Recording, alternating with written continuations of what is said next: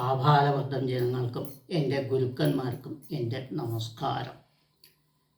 ഞാനിപ്പോൾ പറയാൻ പോകുന്നത് നാരദ മഹർഷി 3 ദേവിമാരുടെ പാതിവ്രത്യത്തെ പറ്റി പരീക്ഷിച്ചതാണ്. പാതിവ്രത്യം എന്നാൽ എന്താ അതാദ്യം അറിയണമല്ലോ. വിവാഹത്തിന് ശേഷം സ്ത്രീകൾ തൻ്റെ ഭർത്താവിനെ ദൈവത്തിന് തുല്യമായി കരുതണം എന്നാണ് ശാസ്ത്രം പറയുന്നത്.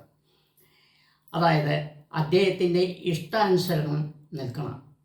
പരപുരുഷന്മാരെ മനസ്സിൽ കാണുക പോലും ചെയ്യരുത്, വിചാരിക്കുക പോലും ചെയ്യരുത്. ഇങ്ങനെയുള്ളവരെ പതിവ്രത എന്ന് പറയും. ഈ കാര്യങ്ങളെ പാതിവൃത്യം എന്ന് പറയും. അപ്പോൾ 3 ദേവിമാർ സരസ്വതി, മഹാലക്ഷ്മി, പാർവതി, ഇവർ 3 പേരും എത്രത്തോളം പതിവ്രതകളാണ് എന്ന് പരീക്ഷിക്കണം എന്ന് നാരദ മുനിക്ക് ഒരു തോന്നലുണ്ടായി. അദ്ദേഹം അതിനെന്ത് വഴി കുറേ ആലോചിച്ചു. അതിനുശേഷം ഒരു വഴി കണ്ടുപിടിച്ചു. നദീതീരത്ത് പോയി കുറേ മാർബിൾ പോലുള്ള വെള്ളാരം കല്ലുകളെ ശേഖരിച്ചു. അതിനുശേഷം നേരെ സരസ്വതി ദേവിയുടെ അടുത്ത് പോയി. നാരദ മുനിയെ കണ്ട ഉടനെ സരസ്വതി ദേവി വേഗം പുറമേ വന്ന് സ്വീകരിച്ച് അദ്ദേഹത്തിൻ്റെ കാലൊക്കെ കഴിച്ച് മുനിക്ക് എന്തോ ആവശ്യമാണോ എന്ന് ചോദിച്ചു. അദ്ദേഹം പറഞ്ഞു, ഞാൻ വിശന്ന് വരന്ന് വരികയാണ്, അതുകൊണ്ട് ഈ കയ്യിലിരിക്കുന്ന സാധനം ഒന്ന് പാകം ചെയ്ത് തന്നാൽ നന്നായിരിക്കും എന്ന് പറഞ്ഞു. സരസ്വതി അത് നോക്കി വെള്ളാരം കല്ല്. ഉടനെ സരസ്വതി പറഞ്ഞു, മുനീന്ദ്ര, ഇത് വെള്ളാരം കല്ലാണല്ലോ, ഞാൻ ഇതിനേക്കാളും നല്ല ഭക്ഷണം പാകം ചെയ്ത് കൊണ്ടുവരാം എന്ന് പറഞ്ഞ സമയത്ത് അദ്ദേഹം പറഞ്ഞു, വേണ്ട, ഇന്ന് എൻ്റെ വ്രതമുള്ള ദിവസമാണ്, അതുകൊണ്ട് ഞാൻ ഇത് പാകം ചെയ്ത് വെള്ളാരം കല്ല് പാകം ചെയ്ത് മാത്രമേ ഭക്ഷിക്കാറുള്ളൂ, അതുകൊണ്ട് ദേവി ഇത് ചെയ്തു തന്നാൽ നന്നായിരിക്കും എന്ന് പറഞ്ഞു. ഉടനെ സരസ്വതി ദേവി അകത്ത് പോയി കുറച്ച് കഴിഞ്ഞ സമയത്ത് അവർ പാകം ചെയ്ത് നോക്കിയാൽ ശരിയാവുന്നില്ല. കുറച്ച് കഴിഞ്ഞ സമയത്ത് പുറത്ത് വന്ന സരസ്വതി ദേവി നാരദ മുനിയോട് പറഞ്ഞു, മഹാപ്രഭു, എനിക്ക് തെറ്റുപറ്റി, ഇത് വേഗുന്നില്ല, ഒന്നും ചെയ്യുന്നില്ല, എന്താണ് കാരണം എനിക്കറിയില്ല, അതുകൊണ്ട് ക്ഷമിക്കണം, വേറെ ഭക്ഷണം വേണമെങ്കിൽ ഞാൻ തയ്യാറാക്കി തരാമെന്ന് പറഞ്ഞു. നാരദ ചിരിച്ചുകൊണ്ട് പറഞ്ഞു, സാരമില്ല, അതുകൊണ്ട് പേടിക്കാനില്ല എന്ന് പറഞ്ഞ് അദ്ദേഹം പോയി. നേരെ പോയി മഹാലക്ഷ്മിയുടെ അടുത്ത് പോയി. മഹാലക്ഷ്മി ഉടനെ നാരദമുനിയെ കണ്ട ഉടനെ പുറത്ത് വന്നു, തൊഴുത് അദ്ദേഹത്തെ സ്വീകരിച്ചു, വേണ്ട വിധമൊക്കെ പറഞ്ഞു. അപ്പോൾ നാരദമുനി ഇതുപോലെ തന്നെ പറഞ്ഞു, എനിക്ക് ഇതിപ്പോൾ ഞാൻ വിശന്ന് വരുന്നു, അതുകൊണ്ട് എനിക്ക് ഇത് ഭക്ഷണം പാകം ചെയ്ത് തന്നാൽ തരക്കേടില്ല പറഞ്ഞു. അപ്പോൾ മഹാലക്ഷ്മി ഇത് തന്നെ പറഞ്ഞു, ഞാൻ വേറെ ഭക്ഷണം വേണമെങ്കിൽ തരാം, ഇത് കല്ലാണല്ലോ എന്ന് പറഞ്ഞു. അദ്ദേഹം അതിന് മറുപടി പറഞ്ഞു, ഞാൻ ഇന്ന് വ്രത ദിവസം ഞാൻ ഇതുകൊണ്ടാണ് ഭക്ഷണം കഴിക്കുന്നത്, സാധിച്ചാൽ ഇത് ചെയ്തു തരിക എന്ന് പറഞ്ഞു. മഹാലക്ഷ്മി അത് ഉടനെ വാങ്ങിക്കൊണ്ട് അകത്ത് പോയി. കുറച്ച് നേരം കഴിഞ്ഞ സമയത്ത് പുറത്ത് സരസ്വതി വന്ന പോലെ പറഞ്ഞു, പ്രഭു, എന്നെ ക്ഷമിക്കണം, ഇത് വേഗുന്നില്ല, ഞാൻ വിചാരിച്ചാൽ ഒരു നിവൃത്തിയില്ല പറഞ്ഞു. അദ്ദേഹം എന്ന് പറഞ്ഞു, സാരമില്ല എന്ന് പറഞ്ഞു. വീണ്ടും അത് വാങ്ങിക്കൊണ്ട് നേരെ ശിവൻ്റെ ഭാര്യയായ പാർവതി ദേവിയുടെ അടുത്ത് പോയ സമയത്ത് അവർ ഉടനെ ഇത് വന്ന് നാരദമുനിയെ കണ്ട് സ്വീകരിച്ചു, കൈ കൊണ്ട് തൊഴുതു ഒക്കെ പറഞ്ഞ്. അവിടെയും അദ്ദേഹം ഇത് പറഞ്ഞു, ഇത് എനിക്ക് പാകം ചെയ്ത് തന്നാൽ തിരക്കില്ല, വല്ലാതെ വിശക്കുന്നു എന്ന് പറഞ്ഞു. പാർവതി ദേവി പോയി ഭക്ഷണം പാകം ചെയ്യാൻ നോക്കി, സാധിച്ചില്ല. ഉടനെ പുറത്തു വന്നു, ഇതേ മറുപടി പറഞ്ഞു അവർ. അപ്പോൾ ഈ 3 സന്ദർഭങ്ങളിലും ത്രിമൂർത്തികൾ അവിടെ ഉണ്ടായിരുന്നില്ല കേട്ടോളൂ. ബ്രഹ്മ, വിഷ്ണു, ശിവൻ, ഇവർ 3 പേരും അവിടെ ഉണ്ടായിരുന്നില്ല.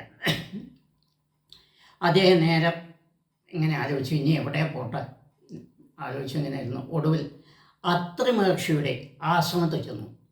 ആശ്രമത്തിൽ ചെന്ന സമയത്ത് അദ്ദേഹത്തിൻ്റെ ഭാര്യയായ അനസൂയ അവിടെ ആശ്രമത്തിൻ്റെ പുറകെ ഇങ്ങനെ ദർഭയൊക്കെ വിരിച്ച് ഇങ്ങനെ വൃത്തിയാക്കി കൊണ്ടിരിക്കുകയായിരുന്നു. നാരദമുനിയെ കണ്ടപ്പോൾ അവർ ഉടനെ പെട്ടെന്ന് തൊഴുതുകൊണ്ട് പറഞ്ഞു, മഹാമുനി വരണം എന്ന് സ്വീകരിച്ചു. വളരെ വളരെ ലളിതമായ രീതിയിൽ അവരെ കൈകൊണ്ട് തൊഴുത് കൂപ്പിക്കൊണ്ട് കൈകൂപ്പി വന്നിച്ച് അവരെ സ്വീകരിച്ചു. അപ്പം നാരദമുനി പറഞ്ഞു, ഇതെന്നെ ഞാൻ വിശന്ന് വലന്ന് വരികയാണ്, അതുകൊണ്ട് ഇത് പാകം ചെയ്ത് തന്നാൽ തരക്കേടില്ല എന്ന് പറഞ്ഞു. അവരൊക്കെ നോക്കിയ സമയത്ത് കരിങ്കല്ല്. അകത്തുപോയി, അയ്യോ, ഒരു ഋഷീശ്വരൻ വന്നിരിക്കുന്നു, അദ്ദേഹത്തെ എങ്ങനെ തിരിച്ചയക്കും ഇത് പാകം ചെയ്യുകയാണെങ്കിൽ ഞാൻ എന്ത് ചെയ്യും ഭഗവാനെ എന്ന് മനസ്സുകൊണ്ട് ഉരുകി പ്രാർത്ഥിച്ചുകൊണ്ട് എന്തു പറഞ്ഞു, എൻ്റെ പാതിവൃത്യം സത്യമാണെങ്കിൽ ഇത് വേവിച്ച് കിട്ടണം എന്ന് പറഞ്ഞ് അടുപ്പിലിട്ടു. ദർഭ കൊണ്ട് അടുപ്പ് കത്തിച്ചു. ഒരു ഒരു ഒരു സെക്കൻഡ്, ഒരു നിമിഷം കൊണ്ട് അത് വെന്ത് നല്ലപോലെ വെന്തു. അദ്ദേഹം അനസൂയ അതെടുത്ത് ആ മഹർഷിക്ക് കൈ കൊടുത്തു. അദ്ദേഹം ഭക്ഷിച്ചു, ആശീർവദിച്ചു, അങ്ങനെ പോയി. എന്നാൽ അയാൾക്ക് മിണ്ടാതെ പോയാൽ പോരെ? പോയില്ല. നാരദൻ കലഹം ഉണ്ടാക്കുന്ന ആളാണ്. പക്ഷേ നാരദൻ കലഹം നന്മയിൽ മുടിയുന്നു തമിഴിലൊരു ചൊല്ലുണ്ട്. അദ്ദേഹം ഒരു കലഹം ഉണ്ടാക്കിയാൽ അതിൻ്റെ പിന്നാലെ എന്തെങ്കിലും ഒരു നന്മ തീർച്ചയായിട്ടും ഉണ്ടാവും. ഇന്നത്തെ നാരദന്മാരെ പോലെയല്ല അദ്ദേഹം. അപ്പോൾ അദ്ദേഹം നേരെ പോയി ഈ 3 പേരെ അറിയിച്ചു. ഇങ്ങനെ ഞാൻ അനസൂയയുടെ അടുത്ത് പോയി, അനസൂയ അത് പാകം ചെയ്തു വന്നു. ദേവകളാണെങ്കിലും ദേവിയാണെങ്കിലും അവർ സ്ത്രീകളാണ്. സ്ത്രീകൾക്കുള്ള എല്ലാ സ്വഭാവവും അവർക്കുണ്ടാവും. അപ്പോൾ അവർക്ക് പരസ്പരം ഒരു ദേഷ്യം വന്നു അനസൂയയിൽ. ഇനി ഈ ഭർത്താക്കന്മാരൊന്ന് വരട്ടെ, ഒന്ന് ശരിയാക്കാം എന്ന് മനസ്സിൽ വിചാരിച്ചിരിക്കുന്ന സമയത്താണ് നാരദൻ തിരിച്ചു പോകുമ്പോൾ ഈ ഭർത്താക്കന്മാർ 3 പേരെയും കാണുകയുണ്ടായി. അതെ, ബ്രഹ്മ, വിഷ്ണു, മഹേശ്വരൻ. ഇവരെ കണ്ട സമയത്ത് അവരടുത്ത് ഈ കഥയൊക്കെ പറഞ്ഞു. അവർ വിചാരിച്ചു ഇനിയിപ്പോൾ കൈലാസത്തും വൈകുണ്ഠത്തും സത്യലോകത്തും പോയി കഴിഞ്ഞാൽ ഉള്ള സ്ഥിതി വേറെ ആയിരിക്കും. ഒരു കാര്യം ചെയ്യാം, നമുക്ക് കൂടെ ഒന്ന് പരീക്ഷിച്ച് നോക്കാം അനസൂയെ എന്ന് വിചാരിച്ച് 3 പേരും സന്യാസ രൂപത്തിൽ അത്രിമഹർഷിയുടെ ആശ്രമത്തിൽ ചെന്ന സമയത്ത് അവിടെ അനസൂയയുണ്ട്. അനസൂയ പഴയപടി ആശ്രമത്തിൻ്റെ പുറത്ത് ഇതൊക്കെ ചെയ്തുകൊണ്ടിരിക്കുകയാണ്. അപ്പോൾ അവർ പറഞ്ഞു, ഇങ്ങനെ ഞങ്ങൾ വിശന്ന് വലന്ന് വരികയാണ്, ഞങ്ങൾക്ക് എന്തെങ്കിലും ആഹാരം വേണം, ഭിക്ഷ തരണം എന്നാണ് ചോദിക്കുക. ആഹാരമല്ല അദ്ദേഹം അവർ ചോദിക്കുന്നത്, നാരദനാണ് ആഹാരം ചോദിക്കുന്നത്, ഇവർ ഭിക്ഷയാണ് ചോദിക്കുന്നത്. കയ്യിൽ ഭിക്ഷാടനത്തുള്ള ഇതുണ്ട്. ഇവർ വേഗം, അനസൂയ വേഗം ഭിക്ഷ എടുക്കാൻ വേണ്ടി അകത്ത് പോയ സമയത്ത് ഇവർ 3 പേരും പിന്നാലെ പോയിട്ട് നഗ്നരായി നിന്നു. എന്നിട്ട് പറഞ്ഞു, ഞങ്ങൾ ഇങ്ങനെയാണ് ഭിക്ഷ യാചിക്കുന്ന പതിവ് എന്ന് പറഞ്ഞ സമയത്ത് അവർ കണ്ണടച്ച് അവർക്ക് സംഭവം മനസ്സിലായി. നമ്മളെ പരീക്ഷിക്കാൻ വേണ്ടി ആരോ വന്നിരിക്കുകയാണ്. ഇവരെ തിരിച്ചയക്കാനും പാടില്ല. സന്യാസിമാരാണ്, ഭിക്ഷാടനം ചോദിച്ചു വന്നവരെ തിരിച്ചയക്കാൻ പാടില്ല എന്ന നിയമം. എന്തെങ്കിലും കൊടുക്കണം, അതാണ് ശാസ്ത്രം. അപ്പോൾ ഇവരെ എങ്ങനെ അയക്കുക ഭഗവാനെ വിചാരിച്ച് ഒരു തുള്ളി വെള്ളമെടുത്ത് ജപിച്ച് ഈ 3 പേരുടെ മേലെയും തെളിച്ചു. ആ നിമിഷം തന്നെ 3 പേരും 3 ശിശുക്കളായി മാറി, നഗ്ന ശിശുക്കൾ. അപ്പോൾ ശിശുക്കൾ നഗ്നമായ മാതാക്കന്മാർ നോക്കുന്ന പതിവില്ലേ, നമ്മൾ തന്നെ നോക്കില്ലേ, ചെറിയ 1 വയസ്സിന് താഴെ, അതായത് 6 മാസം പിറന്ന കുട്ടികൾ. പിന്നെ ഇവർ വേഗം തൊട്ടിലിട്ട് ആരാധിച്ചു. ഈ സമയം കൊണ്ട് അത്രിമഹർഷി അവിടെ എത്തി. അത്രിമഹർഷി എത്തിയ നോക്കിയ സമയത്ത് അവർ ഈ കാര്യങ്ങളെല്ലാം പറഞ്ഞു. ഉടനെ അദ്ദേഹം എന്ത് ചെയ്തു വെച്ചാൽ ഇവർക്ക് എല്ലാവർക്കും പേര് വെച്ചു. ഒരാൾക്ക് സോമൻ, ഒരാൾക്ക് ദത്തൻ, ഒരാൾക്ക് ദുർവാസാവ്, ഇങ്ങനെ 3 പേരുകൾ വെച്ചു. ഇവിടെ കൊണ്ട് അവസാനിച്ചില്ല. നാരദൻ പിന്നെയും പോയി അവിടെ പോയി പറഞ്ഞു, ഇതാ നിങ്ങളുടെ 3 ഭർത്താക്കന്മാരും അവിടെ ശിശുക്കളായി കിടക്കുന്നുണ്ട്, വേഗം വെക്കോളൂ, ഭർത്താക്കന്മാർ വേണമെങ്കിൽ അവിടെ പോവുക. അനസൂയയുടെ കാല് പിടിക്കുക, വേറെ യാതൊരു രക്ഷയില്ല. ഞാൻ വിചാരിച്ചാൽ യാതൊരു രക്ഷയില്ല എന്ന് പറഞ്ഞു. അവിടെ വരട്ടെ. സരസ്വതി, മഹാലക്ഷ്മി, പാർവതി 3 പേരും ഓടിക്കൊണ്ട് വന്നു. ഇങ്ങനെ അഭ്യർത്ഥിച്ചു, ഭിക്ഷാടനം ചെയ്തു, ഞങ്ങളുടെ ഭർത്തൃഭിക്ഷ തരണമെന്ന്. ഇവിടെ ഒരു പോയിൻ്റ് നിങ്ങൾ പ്രത്യേകം ശ്രദ്ധിക്കണം. വളരെയധികം ഇമ്പോർട്ടൻ്റായ ഒരു പോയിൻ്റാണ്. ഞാൻ ഇതിനു മുമ്പ് പറഞ്ഞിട്ടുണ്ട്. ബ്രഹ്മദേവൻ എല്ലാ അഴകിനെയും സൗന്ദര്യത്തിനെയും കൂടി സൃഷ്ടിച്ചതാണ് സരസ്വതി ദേവി.